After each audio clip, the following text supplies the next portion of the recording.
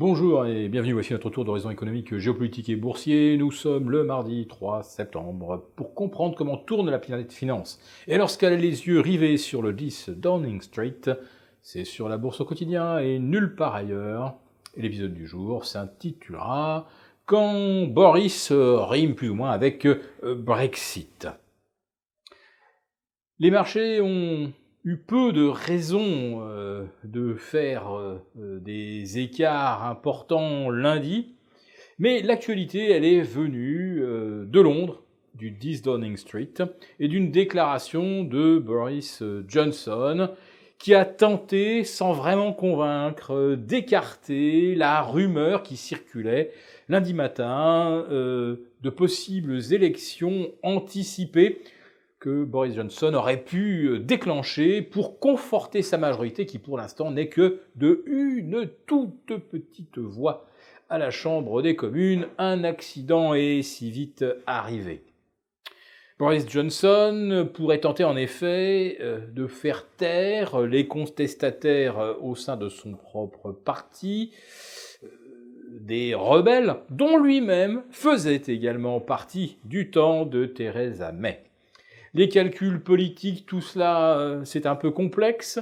Ce que l'on a compris, c'est que lorsque M. Johnson a décidé de suspendre les travaux du Parlement, qui vont pourtant reprendre demain, c'est qu'il souhaitait surtout éviter une espèce de scénario, d'imbroglio, comme lors des dernières semaines du mandat de Theresa May, où chaque jour on votait une nouvelle résolution ou une nouvelle non-résolution au Parlement britannique qui rendait le Brexit complètement illisible.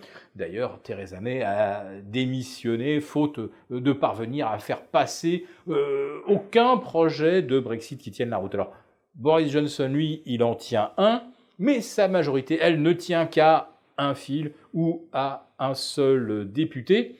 Donc, on n'est pas complètement sûr que M. Johnson ne cherche pas à faire un nouveau coup politique pour éviter cette fois-ci toute entrave à son projet de sortie de l'UE et entrave également à ses négociations avec Bruxelles, parce que s'il y avait d'un seul coup de nouvelles motions pour amender le Brexit, il ne saurait plus réellement ce qu'il peut ou non négocier. Et puis on sait d'ailleurs que ce que vise M. Boris Johnson, c'est à ne pas verser les 39 milliards que l'Angleterre doit au budget européen, ou en tout cas n'en verser qu'une partie la plus faible possible. Alors si effectivement l'Europe ne veut rien négocier, eh bien lui non plus ne négociera rien et l'Europe ne touchera pas un sou. Dans ce cas, eh bien ce sont la France, l'Allemagne, secondairement l'Italie, qui devront verser le complément, ce que l'Angleterre ne versera pas. Et là, ça va représenter plus de 5 milliards pour la France et pas loin de 10 milliards pour l'Allemagne. Et cet argent-là, il faudra bien le sortir de quelque part. Je vous rassure, ça sera naturellement de votre poche, vous, contribuables, parce que le budget de Bruxelles, il est quand même à votre charge, à notre charge, à tous. Alors ce qui est marrant, c'est que hier, les rumeurs ont fait chuter la livre et monter symétriquement les actions britanniques qui ont connu une belle séance. Elles ont gagné entre 1 et 1,10%. Le FTSE est remonté à 7003. Ça compense un petit peu un début d'été négatif et qui a fait accumuler d'ailleurs pas mal de retard à la Bourse de Londres par rapport au CAC 40 ou par rapport à Francfort. CAC 40 que l'on a revu hier à 5500 points. À Francfort, on caracole de nouveau au-delà des 12 200.